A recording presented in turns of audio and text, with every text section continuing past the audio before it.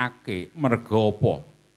Aji Narantaka ingkang wis tak paringake Gatotkaca duwe nguni iku pamuning satru sekti panglebu Rangkara murka. Ora sembarangan anggone nggunakake makaten Kanjeng Eyang. Ya, merga jenenge wae Aji Narantaka. Nara iku manungsa utawa pawongan. Taka kuwi pati. Sapa wonge sing kena Aji Narantaka mesti dadi lan patine, mula kudu isa milah lan milih. Anggonmu matrapake Aji Narantaka iku mau kanggo gawe katentremaning jagat raya. Aja mung gawe sesungaran, aja mung gawe umuk-umukan. Iku Aji Narantaka, aji pamuning satru. Makaten. Mila kula sowan wonten ngersanipun Kanjeng Hyang Resi Seta kula badhe nyuwun prisa. Ngenani bab apa Aji Narantaka menika? Sawetawis Aji Narantaka kula ginakaken nalika semanten Kanjeng Hyang. Lho. Wis tok gunakake? Inggih. Kanggo gawe munah satru. Inggih. Namung ras kula sangga runggi awit ingkang kula sirnakaken menika angkara murka ingkang dumunung wonten jagatipun kadang kula Werda Kakang Dursala putra Banjar Junut putranipun Kanjeng Wa Dursasana Wangsi Warsana. Waduh. Lah kok tok gunake kanggo nyerake kadangmu tuwa? Inggih amargi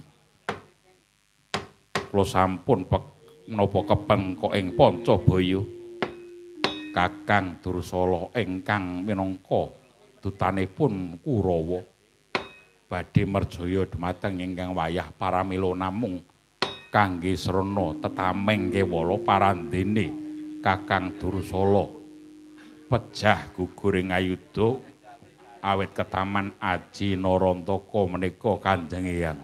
Mila kula nyuwun pamrayoginipun Kanjeng Hyang supados anggen kula nindakaken dharma menika estu leres nindakaken dharmaning satriya Wangsi Warsana. Ya. Gatotkaca sing kaya mangkono mau Gatotkaca duwe rasa sangga runggi. Inggih. Sebab apa? Sasampunipun ingkang wayah nyirnakaken kadang kula Werda Kakang Dursala gegawangan dumeling wonten Karna.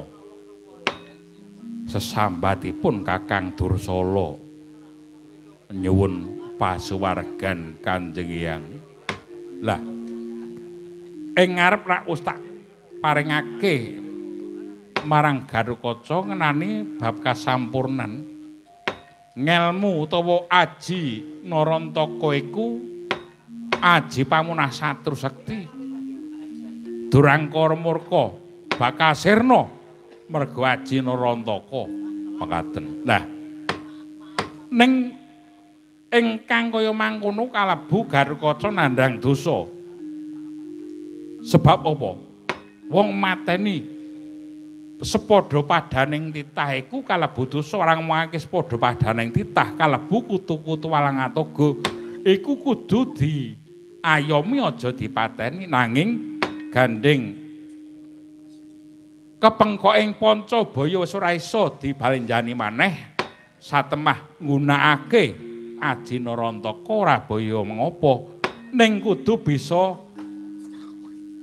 ibaratake nggelar bisa nggulung.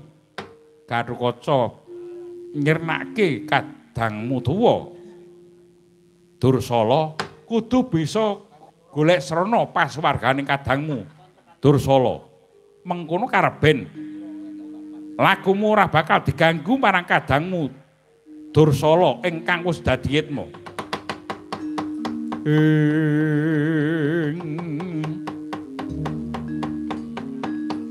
Sikra-sikra permana kanca mangrakit awang sasangka